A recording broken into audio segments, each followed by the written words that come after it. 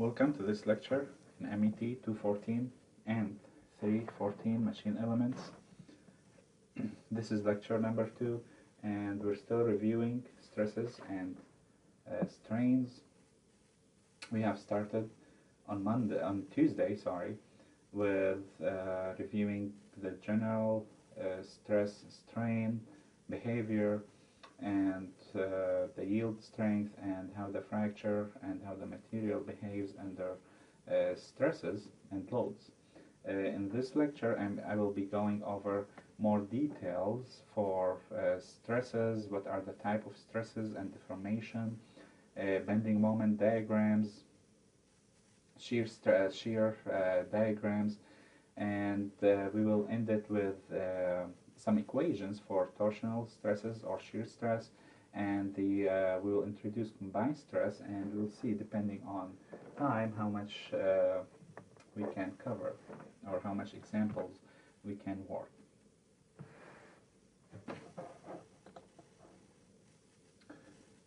So as we've said last time, this is the stress strain curve right here, and this is a typical stress strain behavior or material behavior stress strain curve. We have stress on the y-axis and strain on the x-axis, and we have mainly in most material cases we have 4 regions. The first one being the elastic region, where the material, if we have a load, for example, if you have a rod and we apply a load to it and then we remove this load. I don't know why this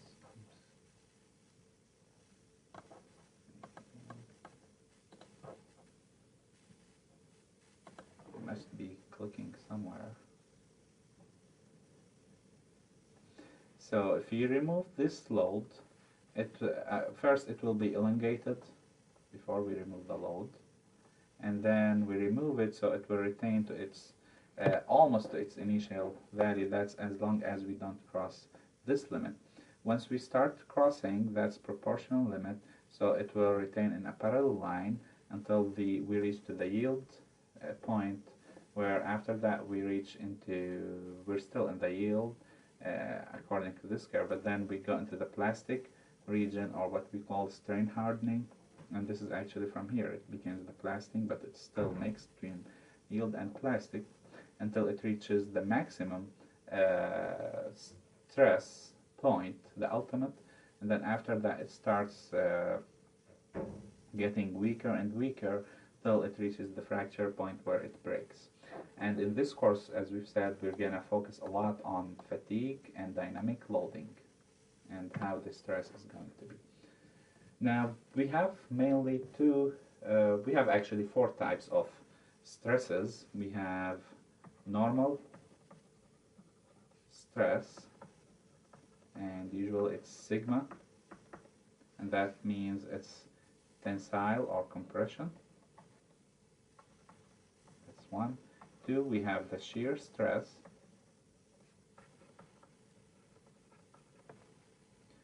3, we have the bending stress. So this one is tau, this one is sigma b, so it's bending, and 4, we have the torsional stress, tau s or tau t, some of them they put it. Now, for any surface we might have, so if you have a box,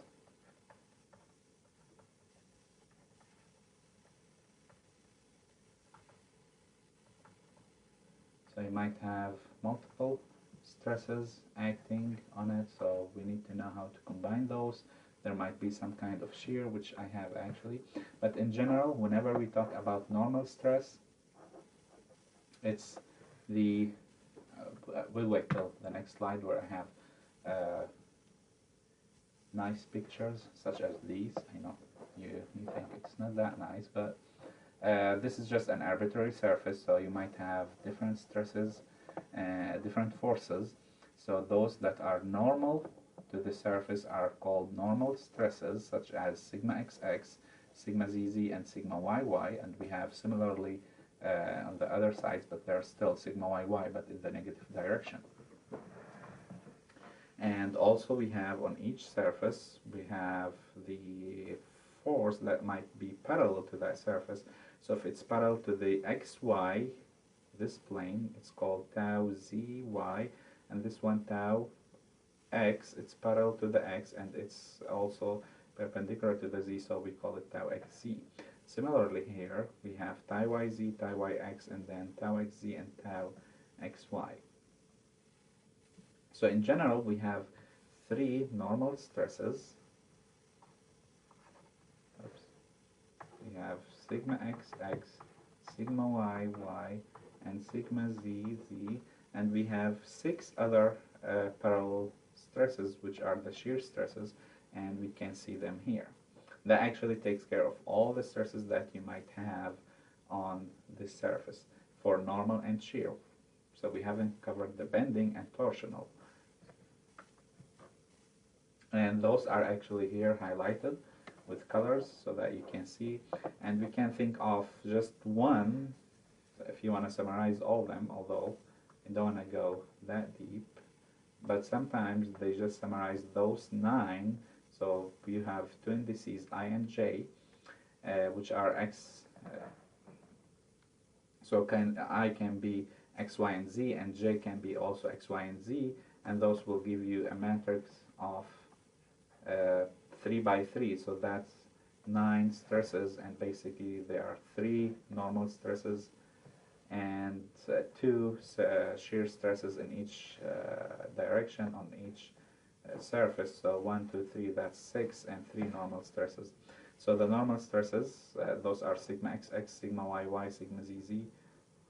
So that's here. It's going to be the diagonal of this matrix, and then we distribute the others, tau xy, tau xz, around them, and those would be the shear stresses.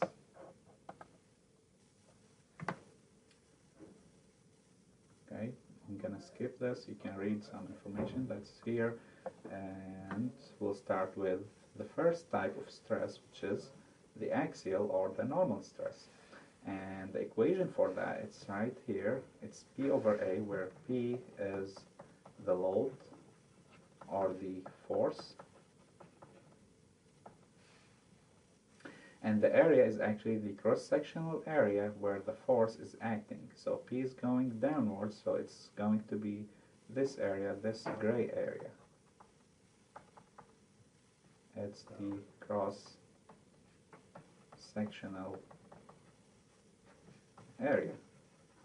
And the stress that we have is F over A.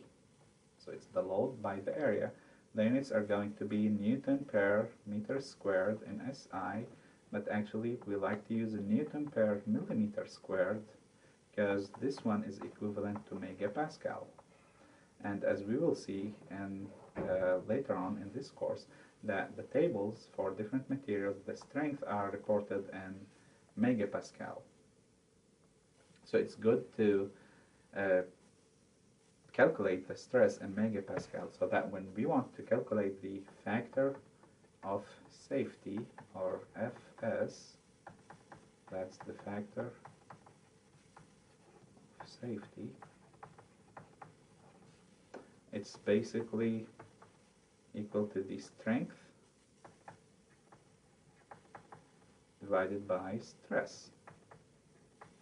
So we have to have those two in the same unit so that we get the factor of safety right here. And the factor of safety has to be greater than 1 at least, or equal, so that your design doesn't fail. We'll talk more about this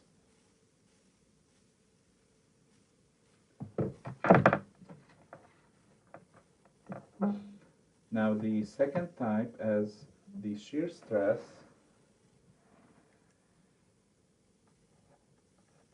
and it has the same exact equation. It's F over A, or P over A, where P is the load, except that this time the area is actually the parallel area to the force. So if you have F and you have this section where it's acting,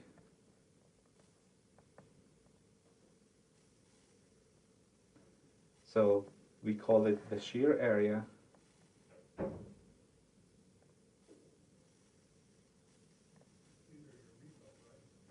and then it will give you what we call the shear stress, which is tau, and the only difference between this and that is the area.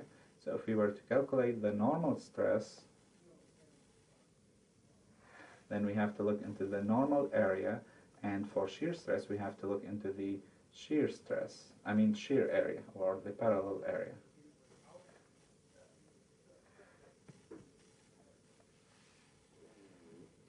So it's this area right here.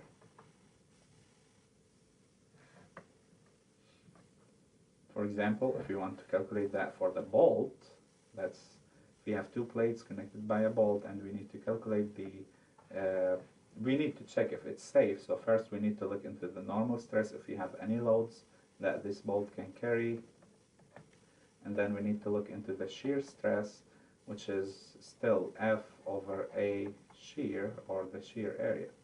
Now if in this case, if we have a load, which is the weight of those two plates, so that's going to be the weight divided by pi over 4d squared, because you have the bolt like this,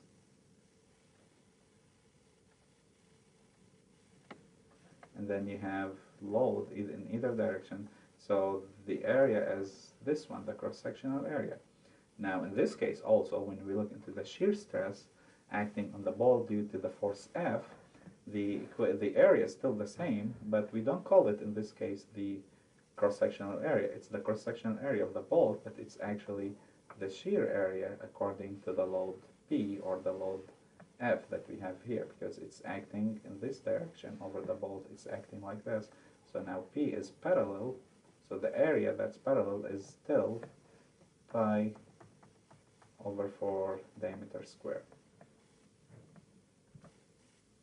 The third type is, as we've said, we have torsional and bending.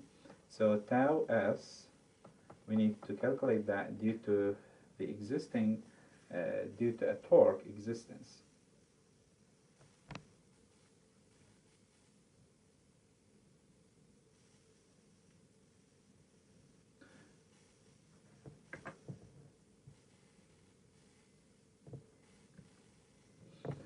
So the torque is actually, as we know, it's simply, do I have the equation? Probably not. I do have it in the other slide, but I'm going to write it here. So torque is basically force times distance. And it happens here, the larger, if that's the force that causes the torque, like your hand, for example, if you're trying to twist, so the larger the distance with respect to the center of the rod, as the distance increases, then the torque will increase. So the maximum torque is going to be here at maximum R, or maximum distance, so it's going to be here. So that one would be F times D over 2. That's just the torque, it's not the shear stress. So we need to calculate the shear that's caused by this torque, and it's actually going to be, according to this equation, Tc over J, where T is the torque. I think I have them here, so I don't have to write them. So that's the maximum shear stress, torsional. That's the torque. It can be in Newton meter, Newton millimeter. It depends. I prefer, if we're working with SI, to use Newton millimeter. We'll see why. Because C is the outer radius of the shaft, so it can be R. So that's also in, if we substitute in millimeter. And J, which is the second moment of inertia, or the polar moment, sorry, the polar moment of inertia, it's in meter for or inch for, so if we calculate that in millimeter to the 4, so we're gonna get here Newton per millimeter squared or megapascal. Now where we get those values for J, so J depends on the geometry that you have. Those are actually listed on the cover page of the book. If you just flip the page, so you'll have the J and I, the second moment of inertia, for different shapes, for a rectangular, for a circular shape, for a hollow, for semicircle and triangle, and other shapes as well. So that's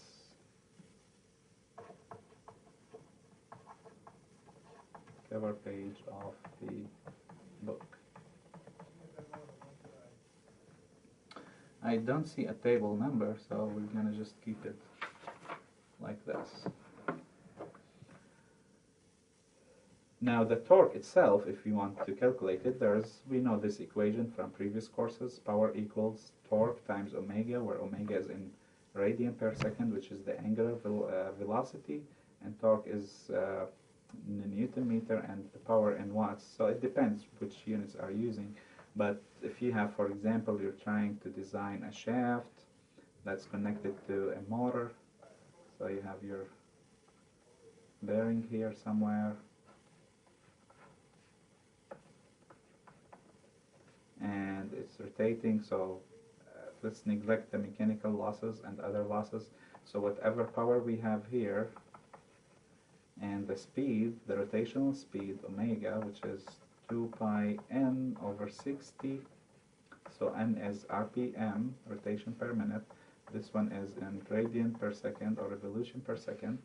So we can use this and this to calculate the torque, and then you can calculate the torsional stress.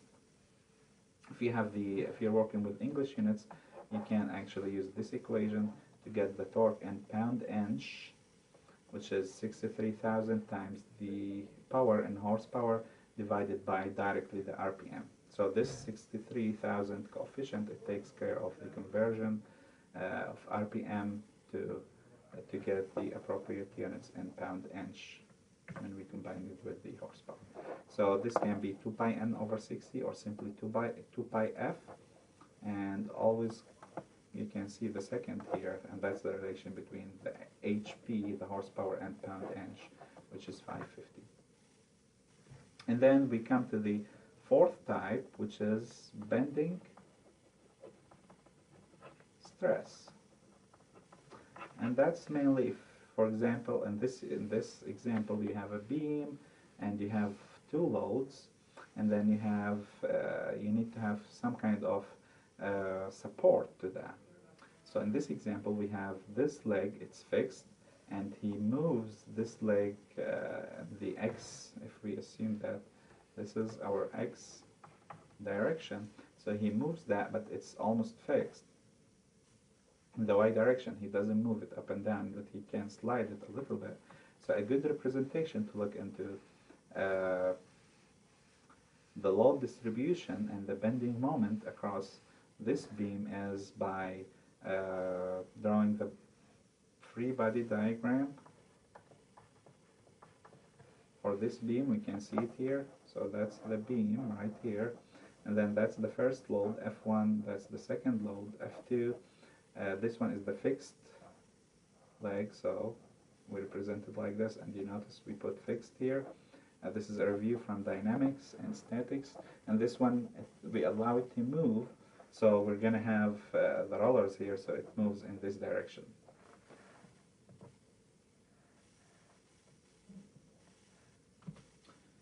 Also, another example is the wing of an airplane.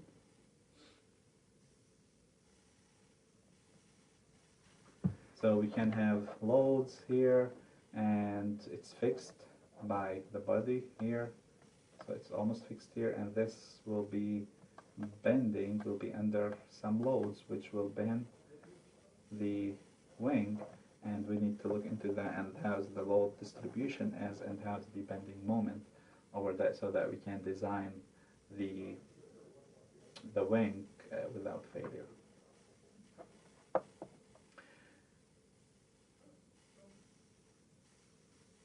So those theories that we're going to cover are mainly for long, I saw it somewhere, applies to long structural beams. So how can we uh, decide or know whether we're working with a long or short? So whenever the length over uh, the other dimension, which might be the width or the height, is larger than 10, so whenever the length is larger than the height by 10 times, then it is, or L over T, then it is considered to be a long beam.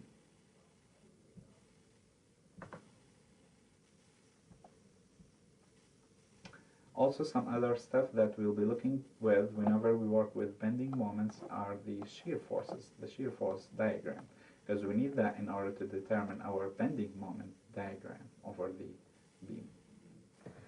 Remember, the moment, the bending moment is, again, it's very similar to the torque. It's force times the perpendicular distance from force to the pivoted point. So for example here, MA, if we ignore this, so I'm gonna draw somewhere else. Okay, that's an example here. So if we have a beam and we have a load P here, and this is here point A, so the moment at A is simply, if this distance is x1, it's P times x1.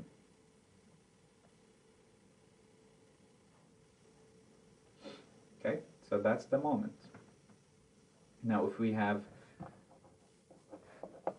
two loads, let me add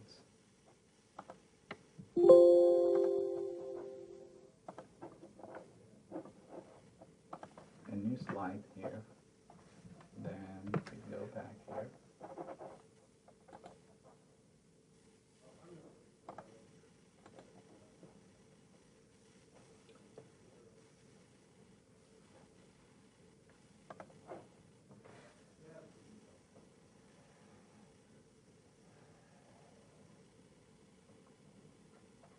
So that's my point A, that's the load P.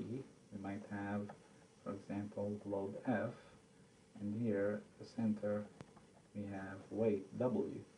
So this one is x2, this one is x1.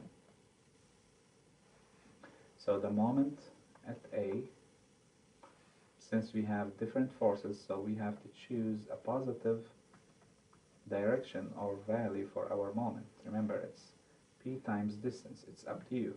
The value is going to be the same, except it might be positive or negative, so it won't make big difference, because we know that the direction that we assumed is positive whenever it's counterclockwise. If you use the other side, the other direction, so we know it's going to be negative because of this sign convention, which is completely arbitrary.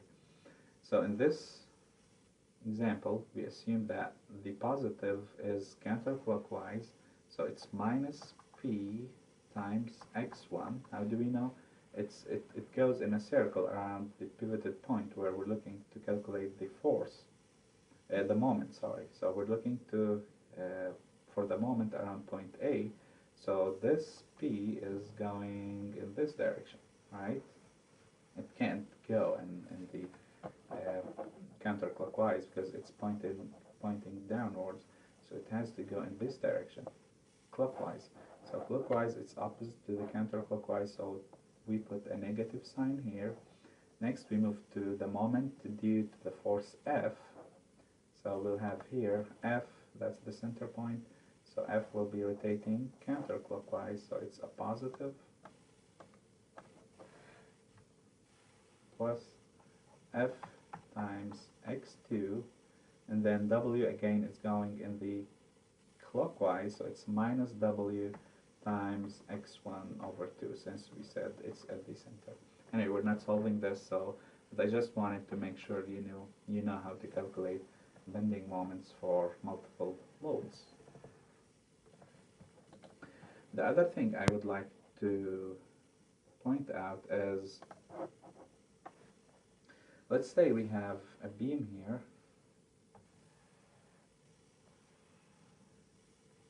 and we have reaction forces R1 and R2, and we have load P here, and we want to look into the moment here at point A, or let's say B this time, at this point here.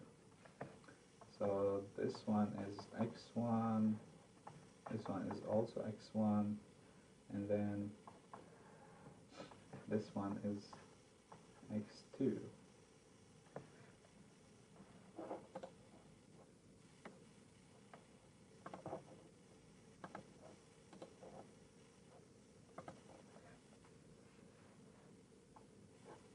So we want to look or calculate the moment at point B. What is it equal to? Now, since we don't have a support here, so the moment at any point where you don't have supports, it has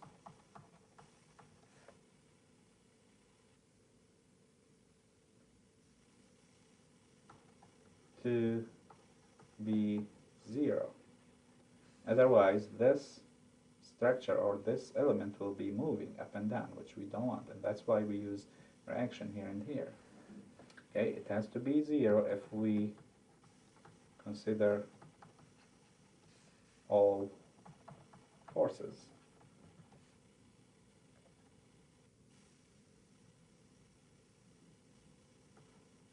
With that being said, okay, then why do we calculate? Why you're asking me to find MB? We need to find the internal moment here. So if we break that beam,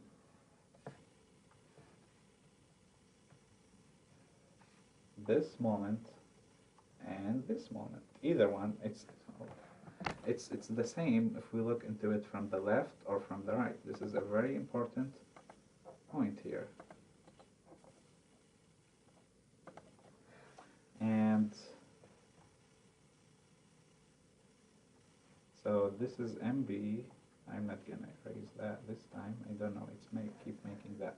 But it's MB, and you notice they are in opposite directions. With that being said, whenever we want to calculate the moment at a certain point, we look either from the left or we look from the right. The only difference is gonna be the sign here. If you look from the left, calculate, it should be the same exact value as if you look into the forces to the right of point B, except it's going to be the opposite value, because if you assume that it's positive in this direction, then it's going to, it has to give you those two internal moments. So MB and then minus MB. This one goes counterclockwise, this one goes clockwise to be equal, so we have to add a negative. And in the same example, we don't switch our assumed positive direction. So if you assume that you were calculating at one point here A, it's positive, don't flip it for this, because at a certain point you might need to add these two together in order to design the diameter of that rod or that beam, the dimensions of that beam. So we need to make sure that we stay consistent along our design.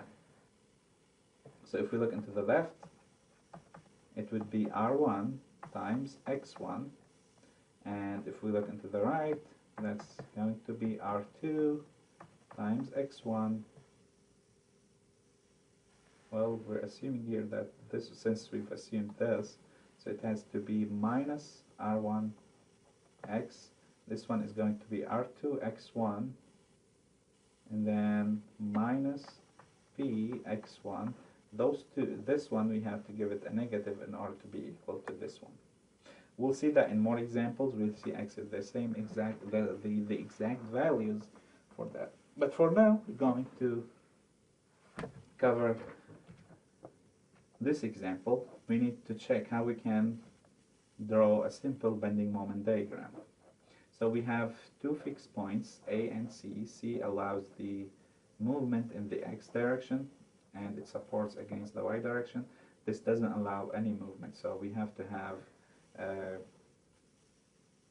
RA in the Y direction and RA in the X direction. If we assume this is if we assume that the x direction is like this, then that's our y. But since we don't have any forces in the x direction, so we ignore the x direction. It's going to be 0 over here. We don't need any support. Now, how we calculated RA and RC, so we have this, then we have 8 and 12, so that's 12, it's going down 8, the dimensions are 1, 3, and 1.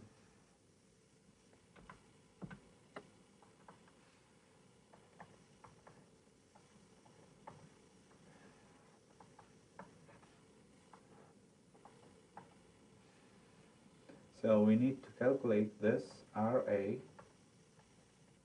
and RC. The way we do it, since those are two fixed points, so the moment should be at either one equal to 0. Okay, I'm going to assume that this is the positive direction. Now we either consider at this point or at this point, because we don't know RA and RC, so you don't want to consider this point, for example, right here, because you're going to have both. Because if we take the moment around this point, then RA, the moment due to RA is going to be 0, and then we'll have minus 12 times 1, so 12 times the perpendicular distance, which is 1, plus RC into 3 plus 1, so times 4, RC times 4, and then minus 8 into 5. If we calculate that, RC is going to be equal to 8 times 5 plus 12 times 1 divided by 4, and that's basically 52 by 4, 13. So RC is 13 kilonewton, since the forces were given in kilonewton. Yes, so that's a kilonewton here, and that's a kilonewton right here. So next we can do MC equals to 0, or we can do summation of F in the y direction equals to 0, which is usually simpler if we have only two forces to find. I'm going to do both. So RA plus RC, I'm going to assume that this is the positive direction, minus 12 minus 8 equals to 0. Summation of all forces in the y direction, they have to be equal to 0. So we have calculated RC as 13, so RA is going to be equal to 12 plus 8 minus 13, so that's 7 kilonewtons. Okay. Now if you want to double check on this, this would be 12 times 3, 12 times 3 minus 4 into RA. Now since we're saying it's equal to 0 because we're looking into the whole set, so we have to add this.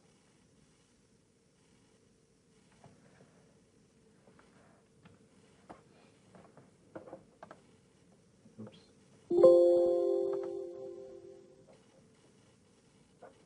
I have to go back.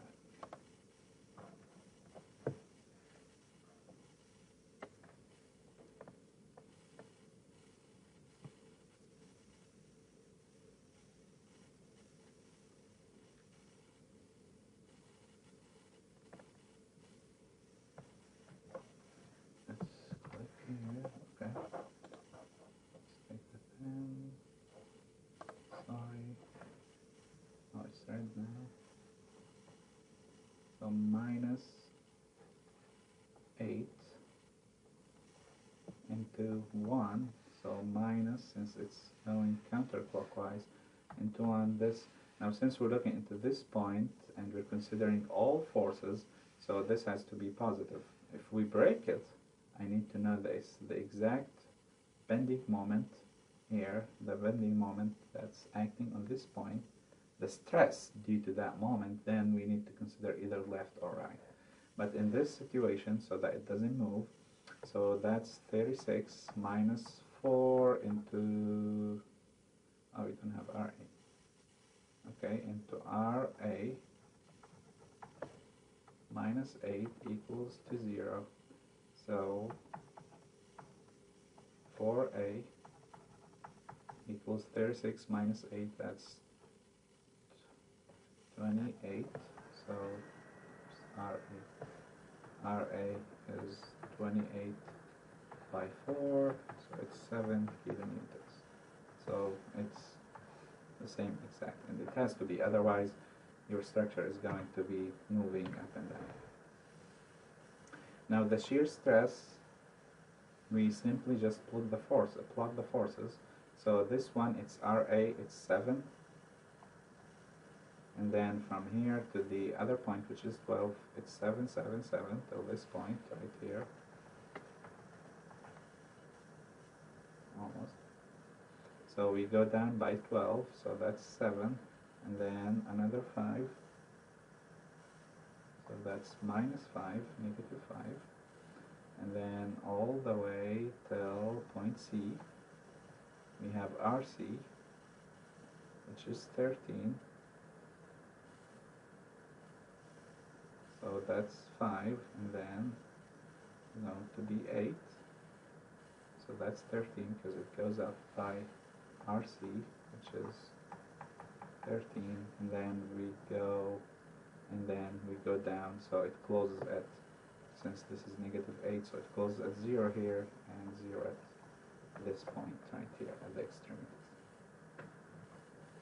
Okay, so that's what we have here. We have 7, then minus 15, minus 5, then we go up 8, and then like this. Then we calculate the areas to know the exact shearing load. So it's 7 times 1, the width. We don't know the depth, so we're going to assume that it's 1. The more important thing is the bending moment diagram, and usually we calculate the bending moments at the supports and the forces. So we need to look into supports and forces. So the first point is here. We know that the bending moment has to be here equal to 0, otherwise it would be moving. Now what's the bending moment here? Now this one is 0 because if we apply the left and right, so we don't have any left, so we don't have any forces from here, so it has to be equal to 0, and that's actually how we calculated RC. So if you look into all these, which are 12 times 1 minus, if we just assume that it's 12, let's keep it, so it's minus 12 times 1 plus RC times 4 minus 8 times 5. This one is 13, so we're going to get 13 times 4 minus 40 minus 12. We're going to get a 0 value for summation in the moment around 8. It's 0, so here it's 0. So the second question is, what's the moment at this point? So instead of looking, since we have RC is 13 and this one is 7, so instead of looking to the right side, we have, if we look into the right side, we have two forces. So always pick the one that has the least forces. So if we look into the left side of point B, we only have RC. So the moment at B is, now if we look, since we assumed the positive is in this direction, so it's minus 7 times 1. So it's minus 7 kilonewton meter. If we look into the right hand side this time, we have RC, it's 13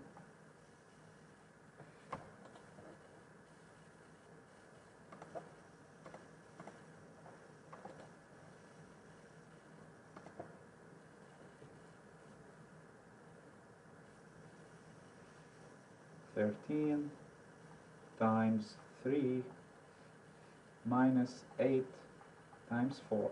Now since we're looking to the right hand side, so we have to give it a negative sign here so that these two matches. Let's check what value we'll get. It's 39 minus, so it's going to be 7, this inside the bracket, then we have the negative, so it's minus 7 kilonewton meter. Now again, this was an arbitrary choice, so in this case we're actually assuming that it's positive in this direction, the bending moment. So it's 7 times 1 would be plus, plus, and then this one will put a negative here, so this would be a negative, and this would be positive, so we'll still get a 7, and that's what we plot here as 7. So we have our line here, this is 0, this point B, it's 7. The same for this, it's 8 times 1, but it's going with this direction if we look from here, but if we look from the other side, so this one is point C, MC is going to be, if we look from the left, which is the positive, 7 times 4 minus 12 times 3, so that's 28 minus 36, that's minus 8. Okay. If we look from the right hand side, it's going to be 8 times 1, that's in the positive, but in order to make it equal to this, so we have to add a negative, so it's minus 8. Now because we calculated B based on the left side with this positive, we get a plus 7, so that's when I said you have to remain consistent throughout your problem. So we have to look into the left of this point to calculate, or we can look to the right and then flip, so we add a negative here, and then we'll get a negative 8, and this would be here, so it would be somewhere here, and then back to this point it has to be 0, so we don't have to calculate it because otherwise it would be moving. Now the moment is simply force times distance, so as the distance increase, the moment increase linearly, it's not parabolic. Okay, so we connect these points, 0 with 7, 7 with I have to remove it because it has to be a straight line. Hopefully I can draw a straight line here.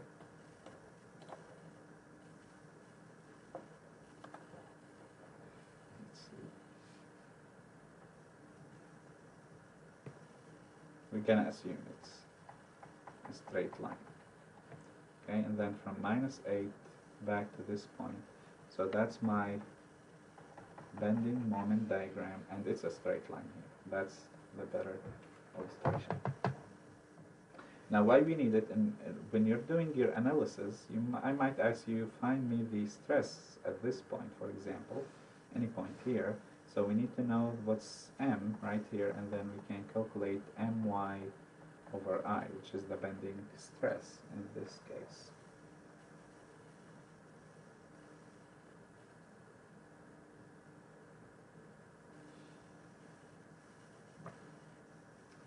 Okay, I'm gonna go over this, and then we'll pick it up on Tuesday with the combined. So just to finish this up, since we have covered this, the bending stress is MC over I, where M is the bending moment, C is the distance, similar to what we had there. So it's this distance where we're having bending, or if it's a rod, then it's going to be simply equal to R.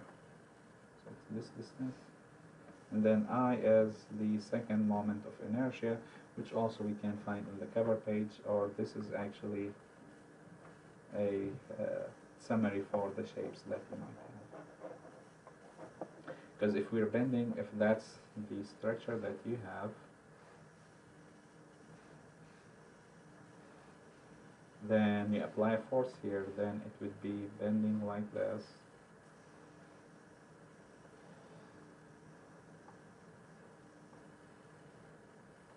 So you have to know which axis, is it this axis or is it this axis, for that we have IZ here, or IY. So it's the second moment of inertia around the y-axis or around the x-axis. It doesn't make a big difference for squares and circles. As you can see, it's the same. But for triangles or non-symmetrical shapes, for example this, it's different because it's BH cubed, whereas the other one will be HB cubed. So they are not equal, so the answer is not going to be the same, and the calculation is going to be totally different.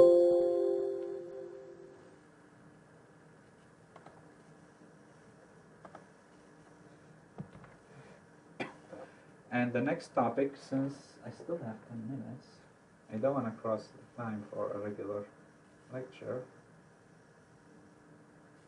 So the next topic is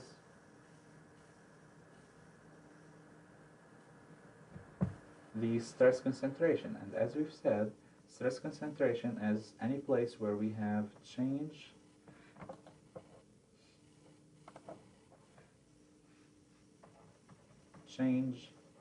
in the geometry.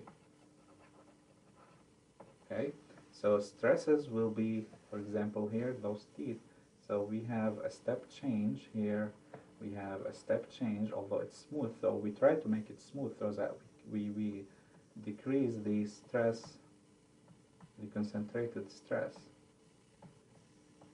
or so that we try to prevent or minimize the concentration of the stress at that point, like these 2 points right here.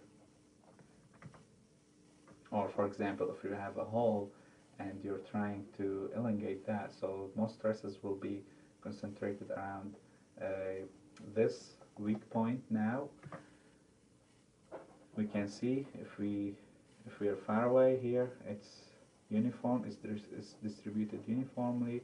As we get closer and closer, we can see that most stresses are actually around this point. So we have to design our part based on the stress around this point. Now how we do that, it's simple. We calculate the normal stress at this, and then we multiply it by a factor which we call the stress concentration factor. Okay, so this can be normal stress, it can be bending, and in most cases it's the combined actually. So we calculate the combined stress for the normal part with no changes, like no holes in this example, and then we have to find the stress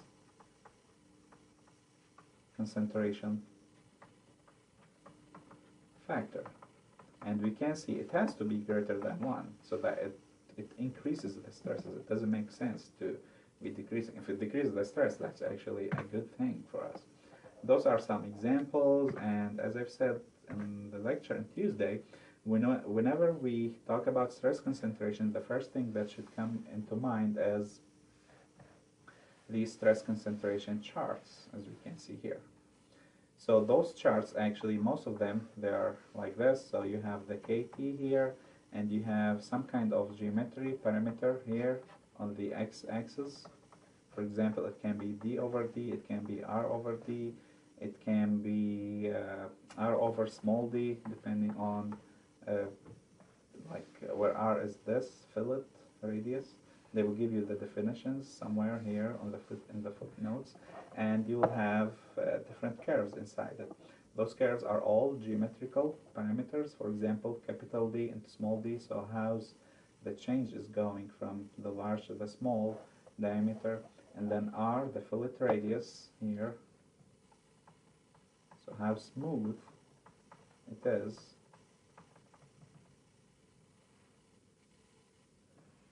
So we can see if it's not smooth, it means the radius is smaller, so we're more here, so we get KT value 1.6.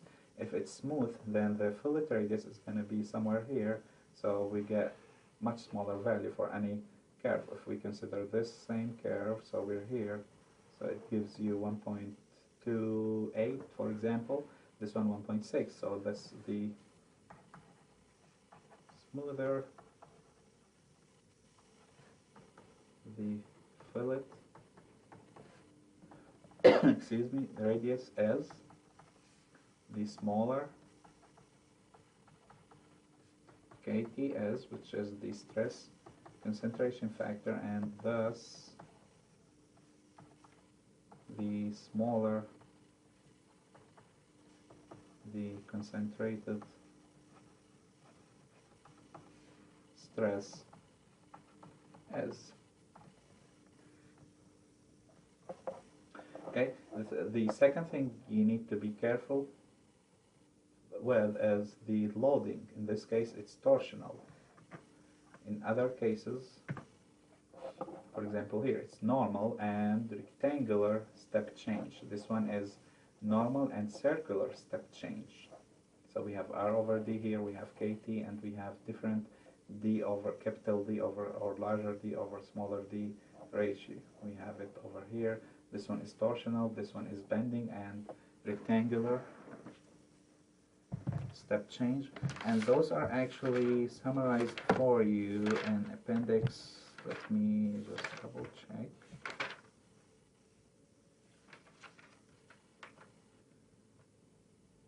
In appendix C,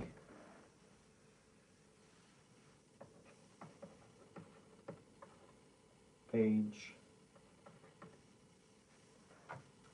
1031. Take a look into these and ask questions on next Tuesday if you have any.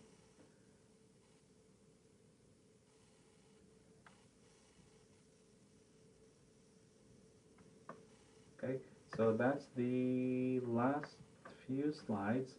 I will introduce them, but we will go over the equations on Tuesday as well. So combined loading, in most cases in actual life, we don't have just normal stress, because this load might be a little bit shifted to here. Then we'll start seeing bending. We might have bending and shear. We might have normal bending and shear. So we need to learn how we can combine the normal and the shear together. And the equation, actually, I'm going to write it just to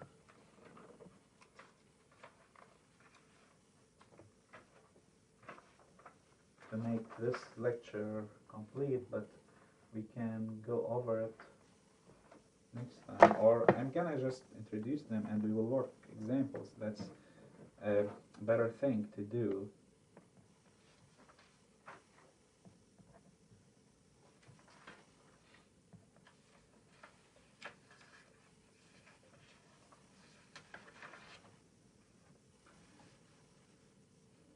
So if we have this, I'm gonna just assume we have 2D, so I'm not gonna work with the since I'm not taking the 3D dimension, I remove this.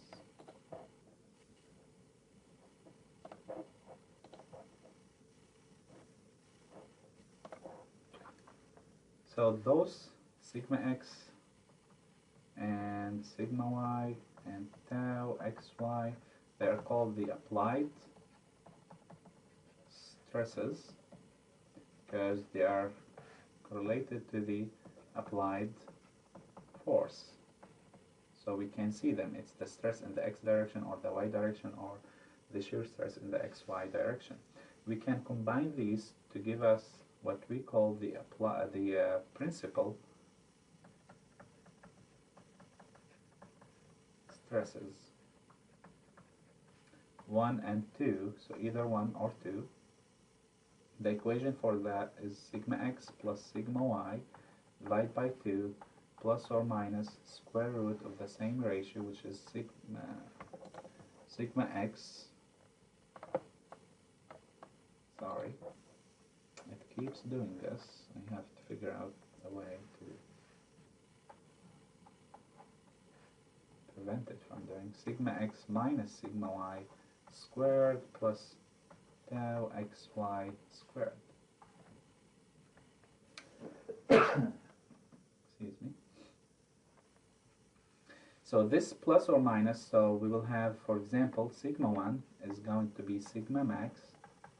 It is sigma x plus sigma y over 2 plus the square root of sigma x minus sigma y over 2. So whatever the value inside the square root, we're going to add it to this term right here.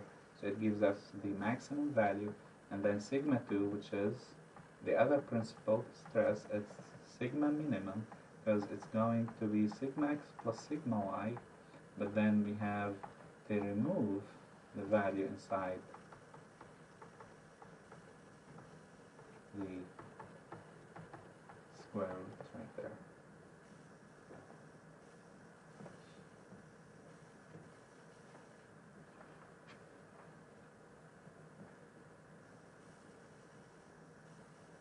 So those are called the principal stresses. Again, that's sigma maximum, that's sigma minimum. If I want to design, then what's my factor of safety is going to be? Let's say we select a material, so we can pick our strength, and we need to divide it by the stress.